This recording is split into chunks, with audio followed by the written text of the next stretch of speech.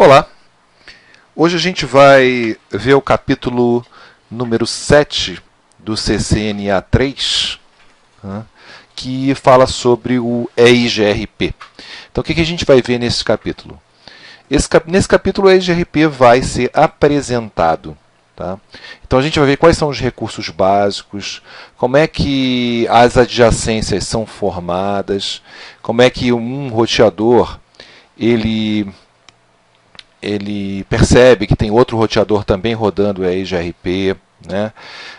Vamos ver como é que a gente configura o EIGRP para IPv4 e para IPv6. Né? Como é que é o protocolo dual, né? Com esse algoritmo dual, como é que ele funciona, tá certo? Em termos básicos. Enfim, a gente vai aprender o básico do EIGRP. Ok?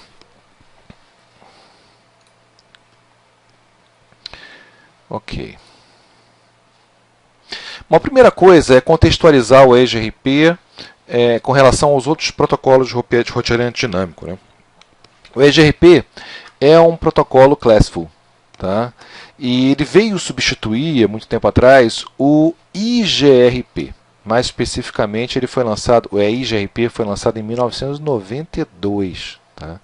Então ele veio suprir essa necessidade que o protocolo IGRP não tinha, que é o fato de ser classless. Tá legal? O que mais? Ele é um protocolo de roteamento de vetor de distância. Tá? Tem gente que diz que ele é híbrido, ele é meio vetor de distância, meio link state, nada disso. Ele é um protocolo de roteamento vetor de distância. Tá? E o que mais? Quais são as características dele? Ele usa o Dual, que é o Diffusing Update Algorithm. Ele usa RTP no lugar de TCP. Por quê? Porque ele é multiprotocolo, a gente vai ver isso. Tá? E ele tem essa super característica aqui, que é o charme dele, né? Que ele faz balanceamento de carga com custos iguais e desiguais. Tá? Vamos ver tudo isso mais à frente. Então, sobre essa coisa de ser multiprotocolo, né? O EIGRP ele pode trabalhar com os protocolos IPv4, IPv6, pode trabalhar com IPX, com AppleTalk, tá? E para cada um desses protocolos, ele trabalha com tabelas independentes, tá certo? Então ele tem tabelas de vizinhos, tabelas de topologia e tabela de roteamento. Então vai ser uma dessas para cada protocolo. Então dá uma grande independência. O EIGRP dentro do roteador ele roda com um protocolo completamente independente do outro. Tá? Essa é uma das características interessantes do EIGRP. O que mais? Na camada de transporte, ele não usa TCP nem UDP, que são protocolos que funcionam junto com TCP/IP. Então, para ele poder suportar outros protocolos também, na camada de transporte ele tem que usar um protocolo que é compatível com vários protocolos. No caso, é o RTP. Tá?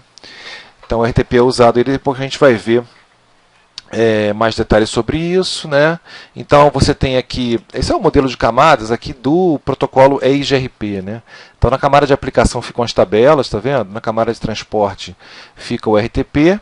E na camada de rede aqui pode ficar o IPv4 e IPv6, mas também pode ficar o IPX, AppleTalk, etc. Tá? Muito bem. Ok, aqui ele está dizendo o endereço multicast do EIGRP. 224.0010, tá? E do IPv6 é F02 2.2.A. Tá? Porque as mensagens EIGRP, que são trocadas entre um roteador e outro, são trocadas em multicast. Multicast com quem? Com todos os roteadores que estão participando daquele EIGRP. Tá certo? A gente vai ver também que existem mensagens que acabam acontecendo também em unicast. Tá? Outra característica também que o EIGRP suporta, mas isso é novidade, outros protocolos também suportam, é a questão de autenticação, para dar uma maior segurança na hora dessas trocas de informação. Ou seja, não é só você chegar aqui com um pacote EIGRP para esse roteador que ele vai aceitar sem questionar. Tá certo? Você pode configurar ele para ele pedir uma autenticação. Assim, quem é você? De onde você veio? Né? Para poder confiar. Isso é fundamental em questão de segurança de rede. Aqui são os tipos de pacote EIGRP, tá certo? Quais são esses tipos de pacote? Quando dois roteadores estão rodando o EIGRP, eles podem trocar, por exemplo, o hello, o allow, o olá, né, o hello, que é basicamente usado para descoberta de vizinhos e para manutenção de vizinhos, tá certo? Ou a confirmação, que é o acknowledgement, que é para confirmar que eu respondo uma confirmação para confirmar que eu recebi um pacote EIGRP de outro roteador. Tá? Isso faz do protocolo EIGRP um protocolo confiável, mas só em certas mensagens. Por exemplo, mensagem hello não tem confirmação. Tá? Aqui a gente tem duas mensagens, consulta ou atualização. Né? Consulta é quando eu quero solicitar informações de um determinado vizinho. E atualização é quando eu quero transferir informações de roteamento para os vizinhos. E a resposta é uma resposta a uma consulta. Tá? Então, a atualização é um movimento espontâneo do roteador, que ele informa aos outros o que está acontecendo. E consulta é um pedido aos vizinhos de uma resposta que vem através desse pacote de resposta. Cada um vai ter suas características. A gente vai ver daqui a pouco cada um deles. Tá? Bom, aí é como é que a mensagem EIGRP fica encapsulada dentro de um pacote IPv4 e de um pacote IPv6, para poder ser roteado através desse protocolo. Né? Então você tem um cabeçalho IPv4, né? Aí dentro desse cabeçalho IPv4 tem aquele campo de protocolo. Né? Então o protocolo, se for 88, significa que o conteúdo ali do payload dele é uma mensagem EIGRP. Tá certo? E aí, quando o roteador recebe ela, desencapsula, e aqui essa mensagem EIGRP vai ter toda aquela característica que a gente colocou para vocês. IPv6 é a mesma coisa, né? Esse próximo cabeçalho tem função semelhante a esse protocolo aqui do IPv4, IPv6 e IPv4. Tá marcadinho, se você for ver no Wireshark, né? O que tiver marcado com o protocolo 88, você vai saber que é o quê? Uma mensagem EIGRP. Tá? Bom, agora ele vai mostrar um por um. Né? Aqui tem o hello, né? Que é um tipo de pacote EIGRP. O hello ele não exige resposta, tá certo? Manda, mas não espera resposta. Já pensou se esperasse? Ia ser um fluxo danado, né? E toda vez que eles estão trocando o hello, eles estão sabendo que o outro está participando do EIGRP, ou seja, são vizinhos. A adjacência está feita. Se o hello ficar um tempo sem acontecer, o R3, por exemplo, se o R3 passa um tempo sem receber o hello do R2, ele vai chegar à conclusão que o R2 não está mais participando do EIGRP, ele pifou, desligou, ou então simplesmente foi configurado para sair do EIGRP. Tá certo? E quanto tempo ele vai esperar? Bom, depende da conexão. Para conexões lentas, ou seja, frame relay, esse intervalo aqui de espera é de 180 segundos. E para links mais rápidos, passados 15 segundos, ele já considera que perdeu o link. Tá certo? Já o intervalo entre um hello e outro, para links lentos, é de 1 minuto. E para links rápidos é de 5 em 5 segundos. Tá certo? Ok? Normalmente o hold time é 3 vezes o quê? O hello time. Ok? Aqui ele afirma de novo, 224.00.10 para o EIGRP, FF02A, que é a mesma coisa que 10, para o IPv6, tá certo? Para endereço de multicast. Muito bem.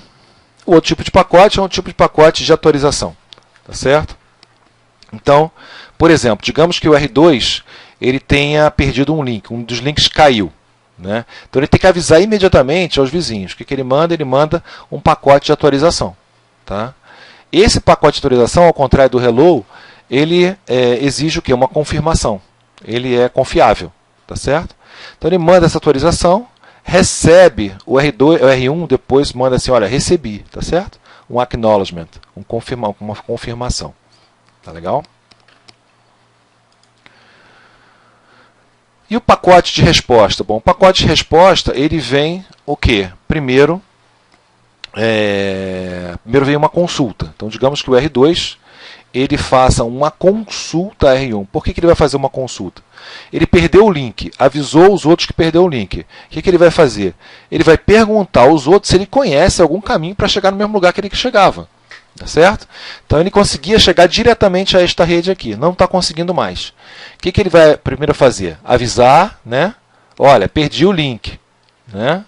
E depois, o que ele vai fazer? Bom, por favor, R1 e R3, vocês conseguem um outro caminho para mim? Né? E aí o R1 e o R3 vão responder com um caminho para lá ou simplesmente respondendo que não sabem chegar lá. Tá certo? Por que o outro é necessário anteriormente? Para evitar loop de roteamento, né, gente? Porque se ele faz a consulta antes, eles vão dizer assim, olha, vai aí por R2, vai por você mesmo, tá certo? E não é o caso. Então, primeiro ele tem que avisar que perdeu o link, aí esses links vão sair da tabela de roteamento R1 e R3, e aí depois ele consulta para saber se R1 e R3 conseguem um outro caminho para chegar lá, tá certo? Beleza. Aqui tem um exercíciozinho, depois é importante vocês fazerem, porque tem coisas aqui que de repente eu não disse, né? Tá certo? Muito bem. Uma demonstração em vídeo aqui dos pacotes aí de RP, com aquele número de protocolo 88 e etc., com Wireshark, também é interessante depois vocês verem. Tá? E aqui todo o processo de encapsulamento, né, desde a camada de link de dados até a camada de aplicação, né, o que vai acontecendo com o pacote EIGRP. Então, primeiro tem aqui, ele é multicast. Se ele é multicast, acaba com 0A, também no endereço MAC, tá legal? De destino, ok? Endereço MAC de origem é o endereço do roteador, né? Endereço MAC de destino, ele vai seguir lá o endereço IP que é multicast, 224.0010, 5E00000A, tá? Protocolo 88. No cabeçalho, ponto. Agora, no cabeçalho é o tipo de pacote. Se é um pacote hello, de confirmação, de resposta, etc. Tá certo? E aí sim. E aí ele vem com os tipos de TLV. Tá? Os TLV são Type, Length, Value. Tá? São tipo, comprimentos e valores. São parâmetros do EIGRP. Daqui a pouco a gente vai ver mais detalhes sobre isso. Tá certo? Então, vamos lá. Esse cabeçalho, o que esse cabeçalho pode ter? Por exemplo, esse cabeçalho EIGRP, ele vai ter esse opcode, que é o tipo de pacote, se é um update, se é uma consulta, se é uma resposta ou se é um hello. Tá certo? Então, esse é o opcode que vai ter. E o número do sistema autônomo, a gente vai ver que, assim como a gente tem o número de processo do SPF, a gente vai ter o número de sistema autônomo também no EIGRP, ok? Beleza. Bom, o TLV. O TLV, por exemplo, ele pode ser esses parâmetros K1, K2, K3, K4 que a gente vai ver que vão contribuir para cálculo da métrica do EIGRP. Então, essa pode ser a informação que está dentro de um pacote EIGRP, por exemplo. Agora, dentro de um pacote EIGRP também pode ter o quê? Pode ter umas informações de rotas. Tá? No caso, rotas internas. Rotas para dentro do mesmo EIGRP, mesmo sistema autônomo. Tá? E informações de rotas externas para outro sistema autônomo. Tá certo? Então é mais ou menos assim a estrutura de um pacote EIGRP. Tudo isso dá para ver no Wireshark. Bom, essa é a topologia que a gente vai trabalhar daqui até mais adiante para a gente entender como é que a gente configura o EIGRP. Tá certo? Então, uma topologia simples, que a gente tem aí 3 roteadores participando do EIGRP, R1, R2, R3. A gente tem uma saída para a internet através desse roteador ISP aqui. Tá?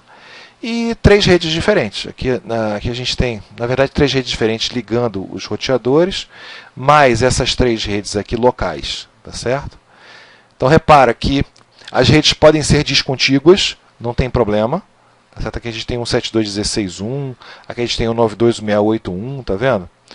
92.68.10, 4/30, 8/30, e aqui um 72.16, né? 3/30. Aqui a gente tem aqui é um classless, né? porque eu posso ter aqui um /24 nesse 172.16. Então tá, fez uma topologia com endereçamento IP típico para funcionar em redes EIGRP, tá? Muito bem, aí para você ver como é que estão configuradas as interfaces em cada roteador. Né? Ok. Bom, o que é um sistema autônomo? Tá? Esse nome é infeliz para o EIGRP, tá certo? Porque o sistema autônomo, para protocolos tipo o BGP, né, que é um protocolo que roda na internet, o sistema autônomo são números dados pelos provedores, tá, que vão demarcar uma região da internet. Tá? Isso é um sistema autônomo. Tá? Entre dois sistemas autônomos tem que haver um roteamento, normalmente BGP, tá certo? Que vai rotear as informações entre esses dois sistemas autônomos. E a Cisco, diga-se de passagem, o EIGRP é um protocolo proprietário da Cisco, está em fase de abertura, né? Mas é um protocolo proprietário da Cisco e eles resolveram botar esse nome, sistema autônomo, para o número do processo EIGRP. Tá certo? Então, dentro de uma rede EIGRP, você vai ter que definir um número do EIGRP que vai ser o sistema autônomo, tá certo? Mas o fato é para não confundir esse sistema autônomo do EIGRP com o sistema autônomo dos provedores, que é regido pelo IANA, é um negócio muito maior. É mesmo nome, mas são coisas completamente diferentes. Então esse slide é para alertar isso aí, tá certo? Autonomous System no EIGRP tem outro significado, tá certo? Muito bem. Outra coisa, então, quando você dá aqui um router EIGRP para poder configurar, né, o EIGRP, aí você coloca o número do sistema autônomo aqui, tá certo? Então os três roteadores eles vão estar no mesmo sistema autônomo, participando de um mesmo domínio de roteamento EIGRP. Tá? Se você coloca um outro sistema autônomo, é outro EIGRP diferente. Tá legal? Beleza, então. É diferente, por exemplo, do SPF. O SPF não, você pode colocar, a coisa é interna, né? Você pode colocar qualquer número. Aí não. O EIGRP, todos os roteadores têm que estar no mesmo sistema autônomo. Tá certo? Para participar do mesmo EIGRP. Outra coisa que influencia bastante também, na métrica principalmente, vai ser a velocidade dos links. Tá? Aquele que eu estou colocando aqui, acrescentando mais uma informação nessa topologia, é que essas velocidades desses três links são diferentes. Tá certo? Isso vai influenciar nas rotas. No RIP, não tem isso, né? Mas no SPF, também, esse cálculo de métrica pode ser que dependa disso. Né? Mas no EIGRP, vai depender disso aí. Tá? Aqui, ó. Você faz router, EIGRP, 1 nos três roteadores. Não podia colocar 1, 2, 3, qualquer número aqui. Tá certo? Beleza. Outra coisa, assim como no SPF, o EIGRP também tem o ID de roteador. Tá certo? O ID de roteador segue aquela mesma regra, ele vai pegar o maior endereço IP que ele tem. Tá certo? Ou endereço de loopback, etc. Tá? Mas você pode também definir manualmente o EIGRP através do comando IPGRP Router ID. Tá certo? Então você pode dizer, por exemplo, EIGRP Router ID 111, EIGRP Router ID 2222 e assim por diante. Tá certo? Então você pode definir qual é o Router ID. Talvez seja interessante, né? Você não deixar ele à própria sorte. Você define aqui o Router ID. Importante que tenha, tá?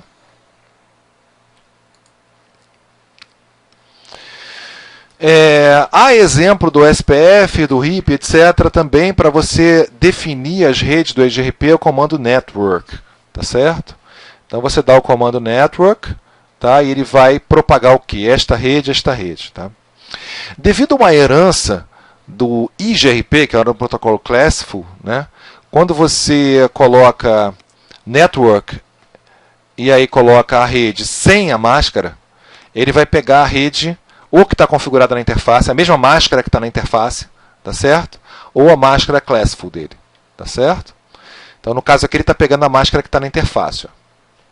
Você coloca 172.16.00, ele vai pegar todas as redes 172.16.00/16 que tiver configurada no roteador. Tá certo? No caso, esse roteador tem duas redes, um 72.16.10/24 e um 72.16.30/30. Então, ao dizer Network 172.16.00, ele considera a classful dele, que é o /16, que vai abarcar o quê? Essas duas redes que estão configuradas nas interfaces. Quando eu coloco o 92.68.10, ele coloca todas as redes /24, no caso ele só tem uma rede /30, tá certo? Ele vai configurar ela. Ok. No momento que você dá o comando network nos dois roteadores, eles vão estabelecer a vizinhança, tá? E vai aparecer essa mensagem aqui. O comando network também pode ser ajustado de maneira mais fina usando a máscara coringa, tá? Só que tem uma diferença. No SPF, a máscara coringa era obrigatória. No EIGRP, a máscara coringa é opcional. Tá certo? Então você pode colocar a máscara coringa. Então você pode dizer, por exemplo, o 92.168.18.0003 é um /30. Tá certo? Então daí eu só vou anunciar esta interface. Essa rede que eu vou anunciar só e essa interface que está com esse endereço. Tá certo? Aí eu especifico, né? Eu especifico essa rede aqui. Né? Para que isso é importante? Né? Que se por acaso no futuro vier mais uma rede que você não queira que ela seja anunciada, ela não vai ser anunciada. Se a gente tivesse com o Classful aqui, uma rede acrescentada, de repente ele passa a anunciar automaticamente. Né? Então, você fica com essas duas opções aí. Ou você anuncia a rede toda, vai funcionar, ou você anuncia especificamente uma ou mais redes. Vai funcionar também se você fizer certinho.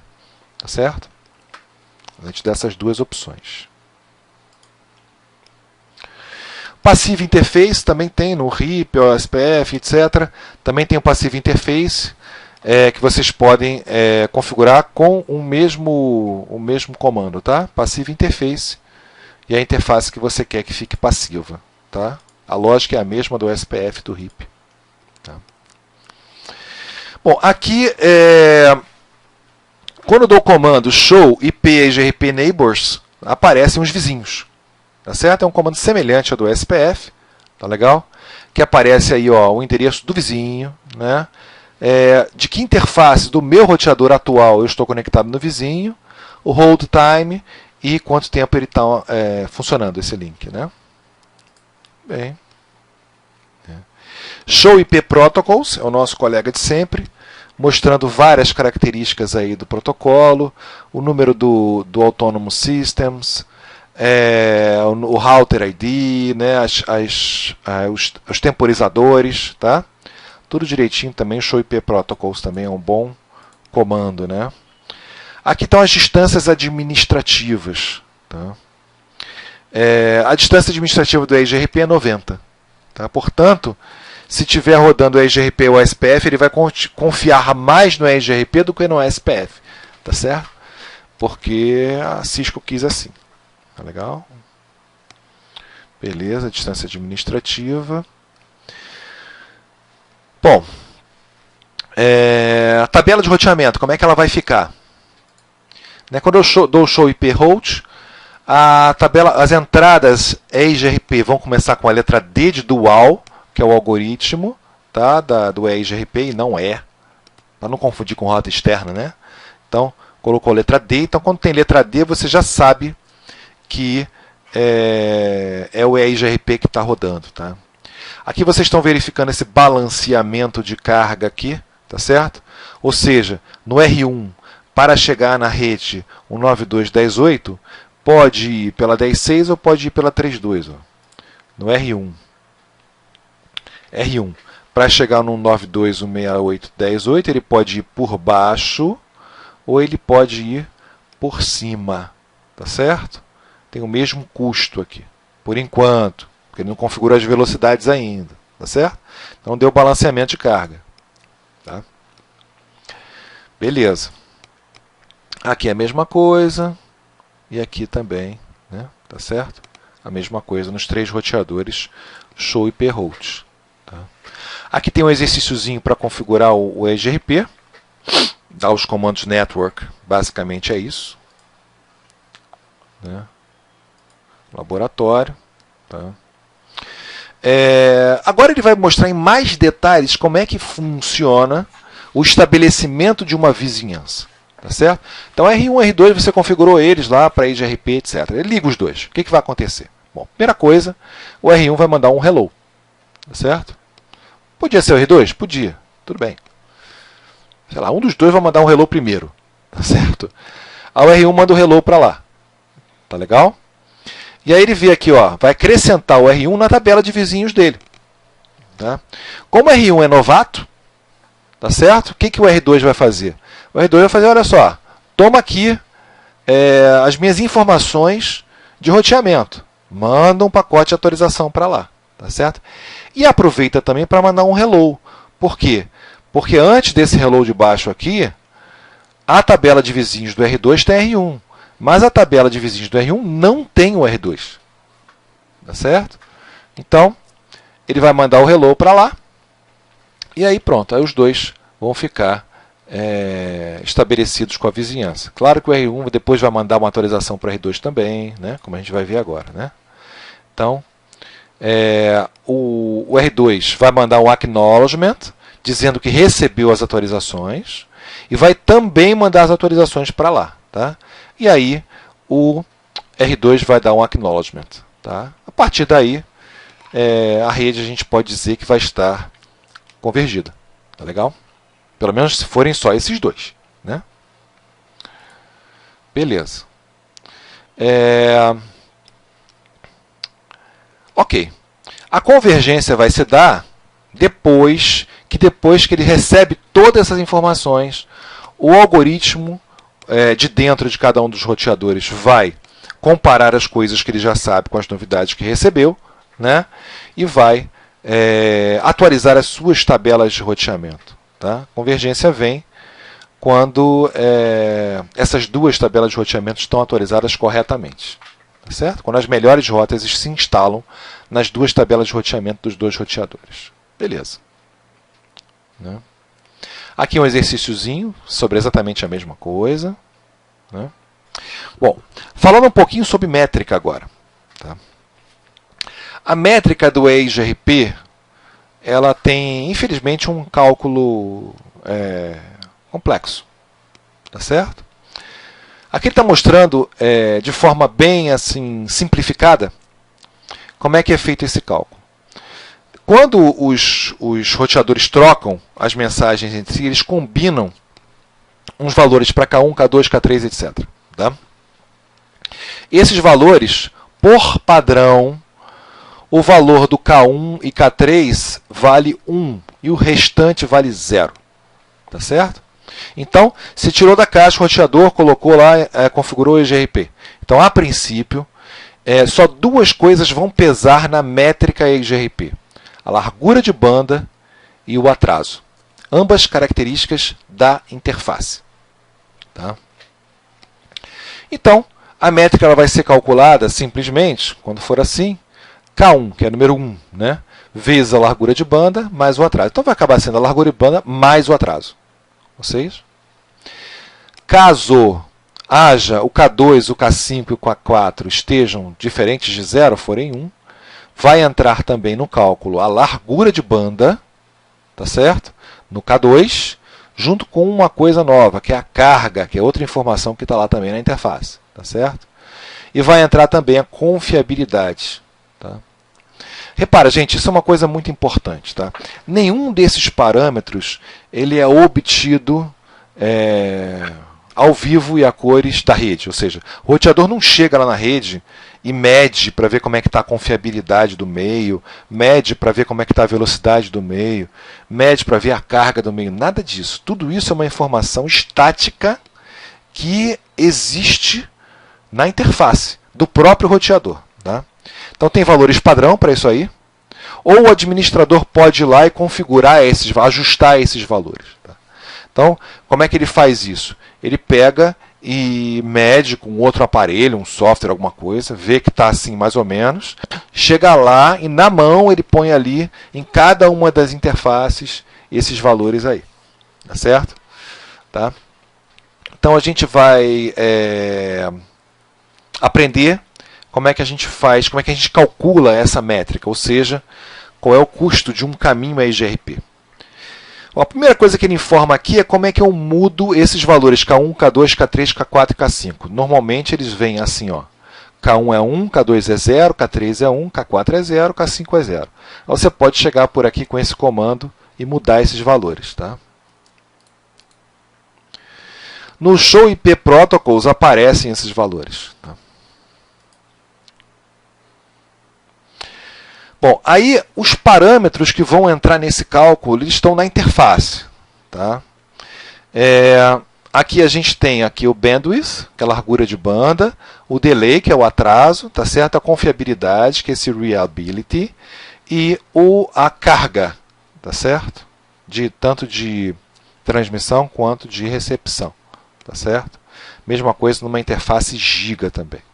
Tá? Aqui está numa interface serial e aqui está numa interface giga.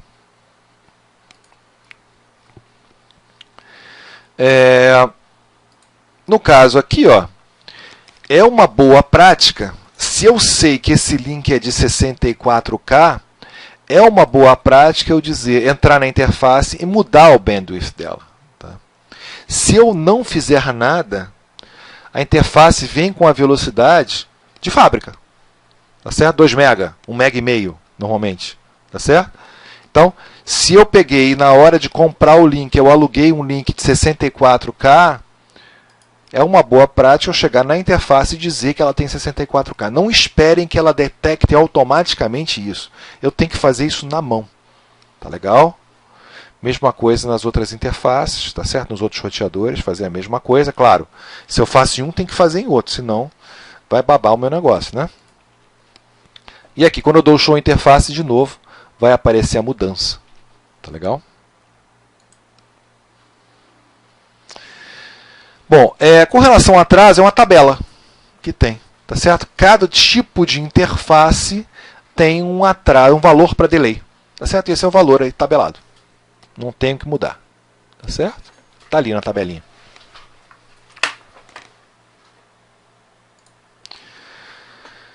Cálculo da métrica, tá? Como é que é feito o cálculo da métrica? Você multiplica o K1 pela largura de banda, soma com K3 vezes o atraso e multiplica por 256. Esse vai dar a métrica.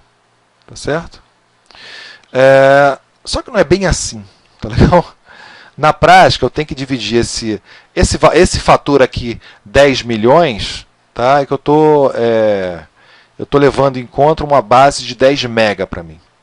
Então, 10 mega sobre largura de banda, mais a soma dos atrasos. Isso é importante. O que é a soma dos atrasos?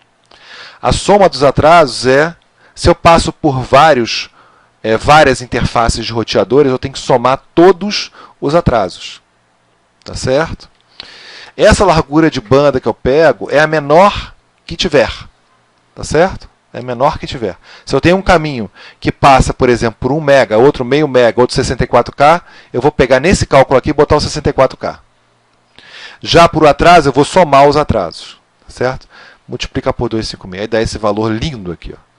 3012096. A métrica do EGRP é horrorosa, né? Mas dá esse valor aqui. Ninguém não cai em prova. Ninguém vai mandar você calcular isso. Tá certo? Uma prova.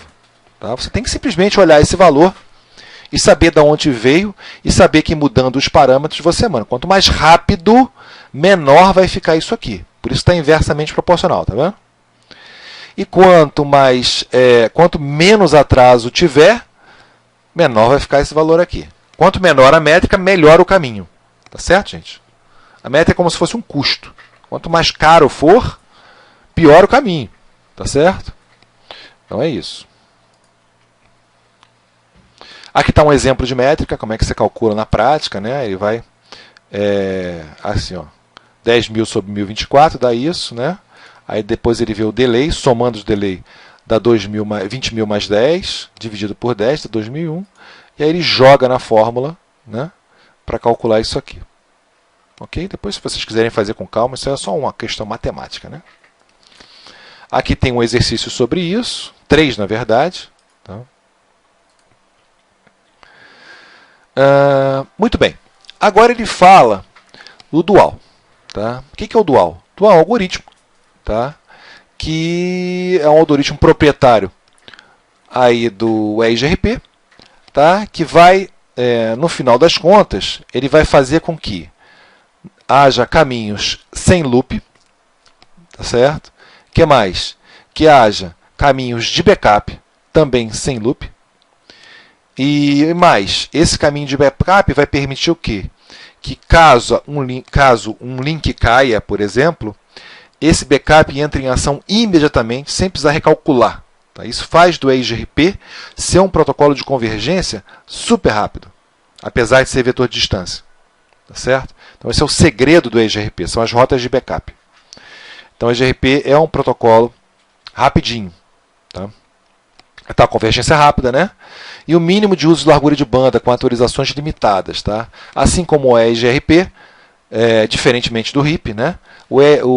Assim como o SPF e diferentemente do RIP, o EIGRP ele só manda atualizações daquilo que interessa. São atualizações parciais. Tá? São atualizações, inclusive, disparadas. Tá? Bom, tem vários termos, aqui é uma nomenclatura que a gente vai usar para entender como é que funciona o dual. Tá?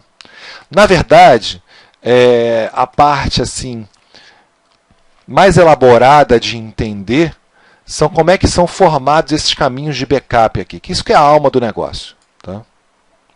Ele faz, no objetivo de não ter loop e ter convergência rápida, o EIGRP faz esses caminhos de backup. Então, como é que ele faz esses caminhos de backup é que a gente vai aprender agora. Tá? Então, vários termos novos a gente vai usar. Primeiro, successor. Successor, ou em português sucessor, tá? É uma rota sucessora. Daqui a pouco a gente vai ver o que é isso. Feasible distance, ou distância viável, que a gente vai abreviar com FD. Feasible successor. Então a gente tem o successor e tem o feasible successor. Então, sucessor viável, que a gente vai abreviar com a letra FS, tá? A gente tem o reported distance, ou seja, distância reportada, que a gente vai abreviar com RD, ou que é sinônimo advertised distance, que abrevia com AD. Tá? E o feasible condition, tá? Que é a condição de viabilidade, ou feasibility condition, tá? Que a gente vai chamar de FC. Tá? Então são essas sopinhas de letrinhas que a gente vai trabalhar já já. Vou explicar o que é cada uma dessas coisas. Tá? Bom, como é que funciona o dual? Vamos lá, em termos assim, bem gerais. Né? Caiu um link. Ele manda um aviso para os vizinhos dizendo que caiu o link. Tá? Os vizinhos aceitam dizendo, ó, entendi. Tá? O que ele vai fazer? Olha, por acaso vocês têm um outro caminho para chegar nesse lugar que eu perdi? Confirmo que eu recebi sua solicitação e vou responder para você. Tá certo? E você vai confirmar para mim que recebeu essa resposta. Tudo bem? Tá. O que isso aí tem a ver com o dual? Né? Durante esse processo, tá? O R1 e o R3, ao receberem a notícia que este cara não tem mais esse link, né? Se eles tiverem uma rota de backup, elas vão colocar essa rota de backup imediatamente em ação. O mesmo acontece com o R2. Tá certo? Assim que o R2 perde isso aqui, ele vai, se ele tiver uma rota de backup, ele vai imediatamente dizer, colocar outra rota em ação. Tá certo? É claro, ele vai consultar primeiro os outros para saber se a rota dos outros é melhor. Tá? Então, ele colocou imediatamente em ação, mas se a rota de algum outro é melhor, ele vai trocar essa rota dele pela do outro. Tá? Ok?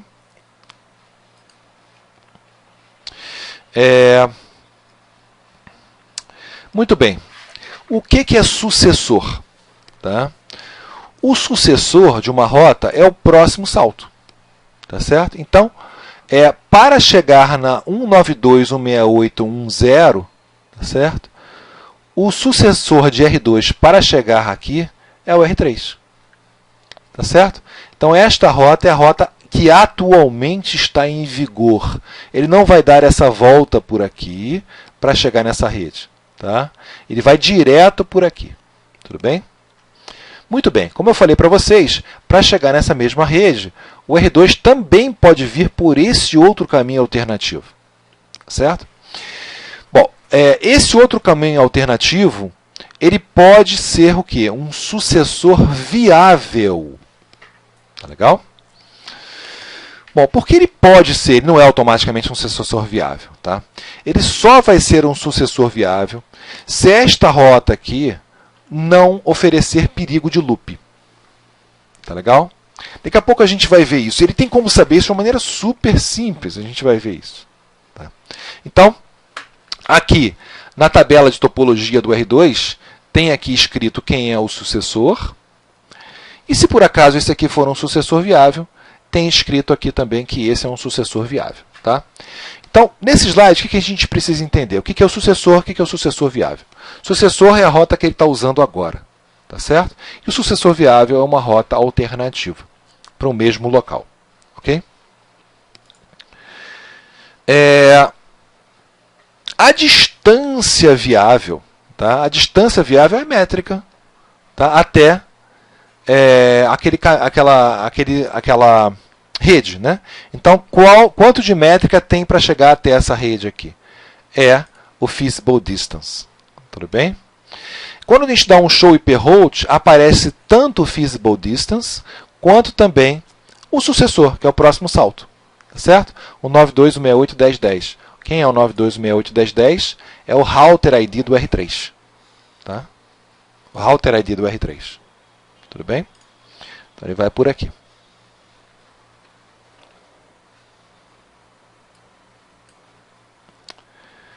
Muito bem.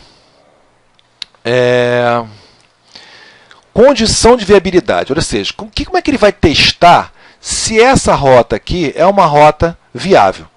Tá certo? Através do que a gente chama de feasible condition. Tá? Então, o sucessor não tem mistério. É a rota para chegar lá. Né? Agora vamos testar esse backup aqui, se ele vai poder entrar no meu backup ou não. Tá? O que o R1 faz sempre para o R2? Tá? O R1 informa ao R2 quanto para ele custa para chegar até essa rede aqui. Tá certo? Veja bem. O R2 sabe quanto custa para chegar aqui. O R2 sabe quanto custa para chegar a R1. Mas o R2 não tem a mínima ideia de como é que o R1, quanto custa para o R1 chegar aqui. Então o que o R1 faz? O R1 reporta ao R2 quanto custa para ele chegar aqui. Tá claro? Então essa informação que ele manda, tá, para lá é a distância relatada. Tá certo? É um reported distance. Tá? Então, no R1, ele tem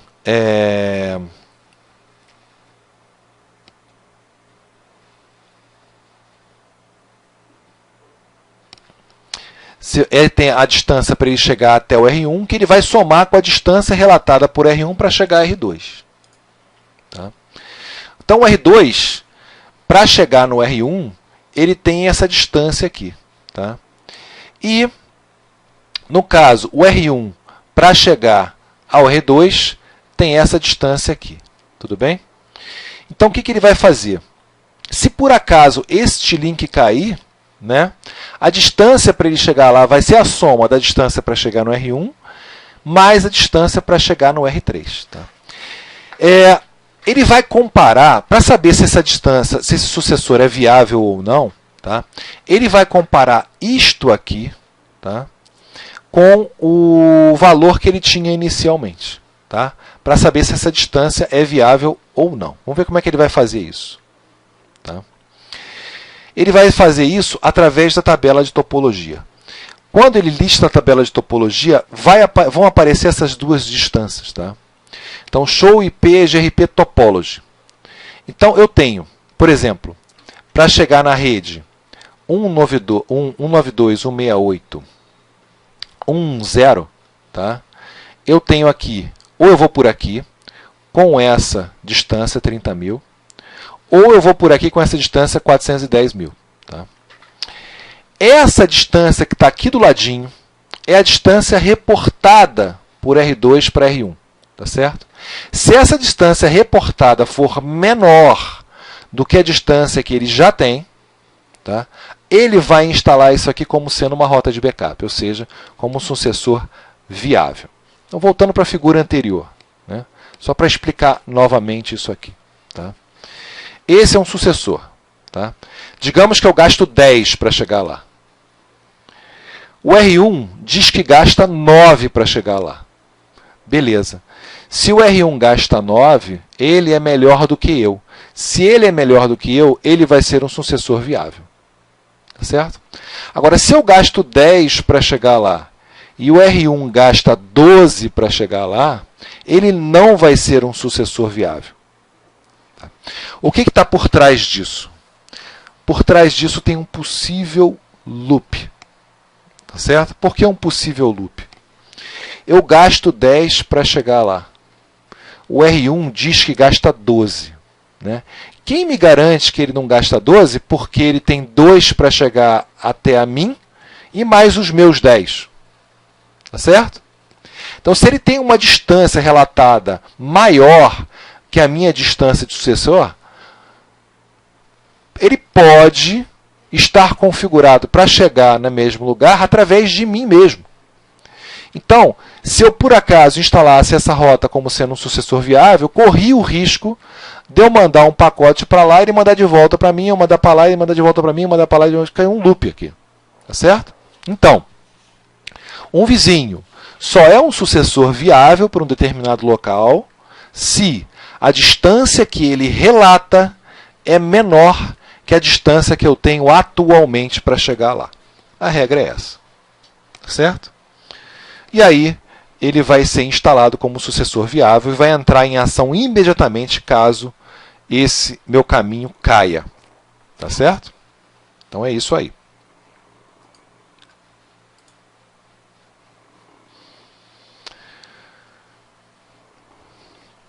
Aqui, ó, Show IP EGRP Topology. Ele mostra a tabela de topologia. A tabela de topologia mostra, tá, várias informações. Primeiro, quando tem aqui P, significa que ele está no estado ativo ou passivo. Tá? O que é o estado ativo ou passivo? O passivo é bom. Tá? O passivo é bom. É sinal que não está acontecendo nenhum cálculo com esta rota. Essa rota está estabelecida. Tá certo? Se tiver ativo, pode correr o risco de daqui a pouco você dar o mesmo comando, show IP EGRP, está completamente diferente. Tá? Então, se ele tiver A de ativo, significa que o dual está fazendo alguma coisa, algum cálculo com essa rota ainda. Tá certo? Não estabilizou ainda. Se está P é porque estabilizou. Tá certo? Beleza. Então, posso confiar no que está escrito aqui. Rede de destino. Tá? Quantos sucessores tem? Ou seja, se tiver balanceamento de carga, ele vai ter 2 sucessores, ou 3 sucessores, ou 4 sucessores. Tá certo? No caso aqui, só tem um sucessor, não tem balanceamento de carga. Tá? E a feasible distance, ou seja, por este sucessor, a feasible distance que está em uso, a métrica que está em uso, agora é essa aqui, 30 mil. Tudo bem? Aqui embaixo mostra justamente o sucessor, que é essa aqui, e embaixo mostra o feasible successor. Tá certo? Ou seja, a rota de backup. Então ele mostra as duas. A rota e a rota de backup. Tudo bem? Então está mostrando aqui a rota atual e aqui a rota de backup. Certo? Beleza. O que mais? Pode acontecer também, né, de eu não ter sucessor viável. É aquele caso que eu falei para vocês. O R1 não vai ser um sucessor viável de R2 quando a distância que ele relata para chegar até aqui é maior que a distância que eu já tenho para chegar até aqui. Tá? Deve ser o que vai acontecer agora. O R1 está a rota aqui, certo? A distância viável, salto para o próximo roteador. Né? E quando eu coloco o Show IP EGRP Topology, eu não vejo aquelas duas linhas, vejo uma linha só. Tá certo? É sinal que na hora de fazer o cálculo, deu um valor maior. Né? Deu um valor maior, então não se instalou. Se eu quiser ver os caminhos possíveis, mesmo que não seja um sucessor viável, eu dou um show IP EGRP Topology all links. Aí eu vou saber o porquê dela não ter sido sucessor viável. Olha só, esse valor aqui, 301, é maior do que 217.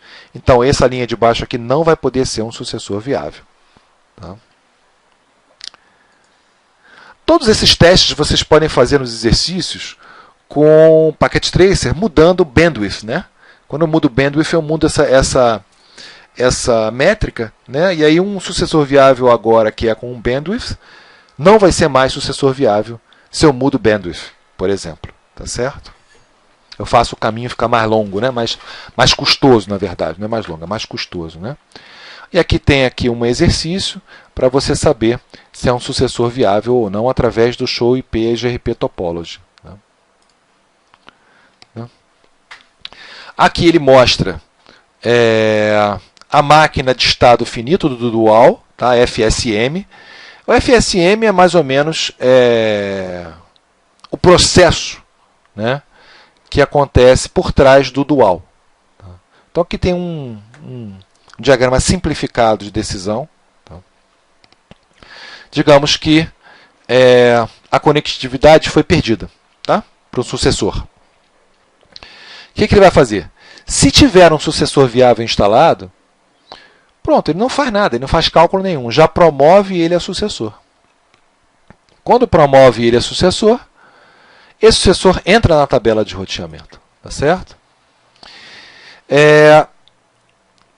E daí? Daí a gente vai tentar selecionar um novo sucessor, se houver, comunicando com o vizinho, etc. Né? E o sucessor viável, se tiver um sucessor viável, um terceiro backup, ele vai colocar esse backup na tabela de topologia. Tá legal? Se por acaso não tiver um sucessor viável, o que vai acontecer? O dual vai ficar no estado ativo. Tá? Ele vai ter que trabalhar. Vai tomar tempo, vai tomar processamento e vai tomar memória do roteador. Tá certo? Vai consultar os vizinhos. Tá certo? Vizinho, você tem rota? Se tiver, ele vai colocar lá o novo sucessor. Se não tiver, a rede vai sair da tabela de roteamento. Tá? Então tem duas opções aqui do FSM, colocar o dual para trabalhar ou não. Tá certo?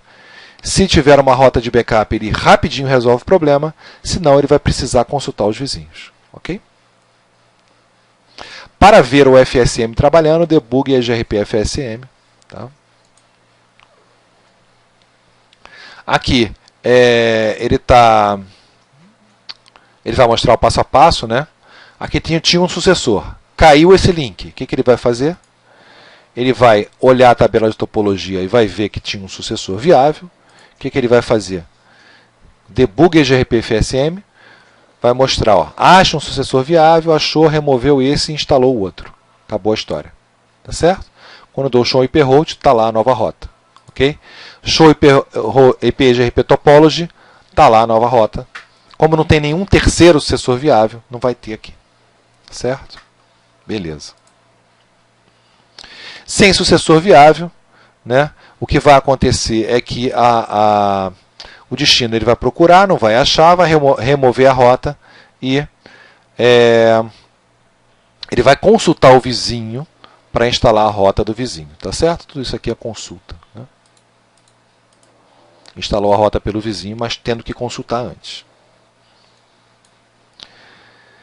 Beleza, aqui é um pouquinho de exercício do debug. Né? Bom, agora vamos finalmente para o EGRP versão 6. Não vai mudar muita coisa em termos de configuração, não vai mudar muita coisa em termos de dual, em termos de mensagens, é tudo igual. Então, portanto, esse finalzinho do capítulo vai ser bem pequenininho, porque tudo já foi dito. Tudo que já foi dito para o IPv4 vale para o IPv6 também. Certo? Aqui ele está reforçando que o IPv6 ele pode trabalhar em paralelo com o IPv4. Eu posso ter EGRP rodando para IPv6 e para IPv4, vão ser duas situações totalmente independentes, tá certo? Aqui está comparando um pouquinho dos dois protocolos. Dá para ver que é bem parecido, tá? É bem parecido. Por isso que eu estou falando. Tudo que a gente já aprendeu para o IPv4 vai valer também para o IPv6. Especialmente interessante é isso aqui, igualzinho ao SPF, né? A identificação do roteador é aquele endereço IPv4, né? Da maior interface, etc. Então, se ele não tiver interface, não tiver rodando IPv4, eu vou ter que botar na mão o ID do roteador, senão o EGRP não vai funcionar, tá certo? A métrica calcula da mesma maneira, é tudo igualzinho, tá? Bom, importante, né? O EGRP roda utilizando o endereço de link local, tá certo? Então são comunicações locais, ok? Beleza. Aqui está um exercíciozinho para comparar justamente um com o outro, tá? Aqui está a topologia do IPv6. Como é que a gente fez ela, com o endereçamento das interfaces, tá? A configuração se faz de maneira diferente. Analogamente, como acontece já no RIP, no SPF, a configuração do EGRP não se dá mais de maneira global, se dá nas interfaces, tá? Vamos ver isso. Eu entro na interface e digo para ela que ela vai ser... Primeiro eu configuro os endereços de link local, evidentemente, para não ficar com aquele endereço MAC horroroso, né? Para eu saber o endereço link local, né? Tá. Depois, vamos ver o que vai acontecer. Vem a parte mais importante, né? IPv6 Unicast Routing, para poder habilitar o roteamento IPv6, tá? E depois eu vou ligar IPv6 Router EGRP e o número da AS, tá? Depois o que eu vou fazer? Em vez de dar o comando network global, eu vou na interface, tá? Tudo bem, Router ID, tudo bem. Uma coisa também que ninguém consegue explicar isso, por que isso, né? Quando eu dou um router EGRP, eu tenho que dar o comando no shutdown para ligar, senão ele não vem ligado por padrão, tá certo? O SPF não tem isso, o RIP não tem isso, a EGRP tem isso, tá? Então ainda está aqui. Daqui a pouquinho eu vou nas interfaces para dar os comandos, em vez do comando network, né? Pronto, agora eu vou na interface. Na interface digo IPv6 é EGRP2, ponto. Não preciso network, calcular máscara coringa, nada, tá certo? É só ligar nas interfaces. Exatamente igual ao SPF, né? Então ele ligou nas interfaces, estabeleceu as adjacências, tá? Os comandos show são o mesmo, só que tem que ser precedido pelo IPv6. Então show IPv6 é EGRP Neighbors. Ele vai ver os vizinhos, da mesma forma que vê no IPv4, né? Show IPv6 Protocols, mesma coisa, mesma métrica, igualzinho, tá? Show IPv6 Route, também a letra D, tá certo? Também pode ter balanceamento de carga, tudo. No caso aqui não está mostrando, né?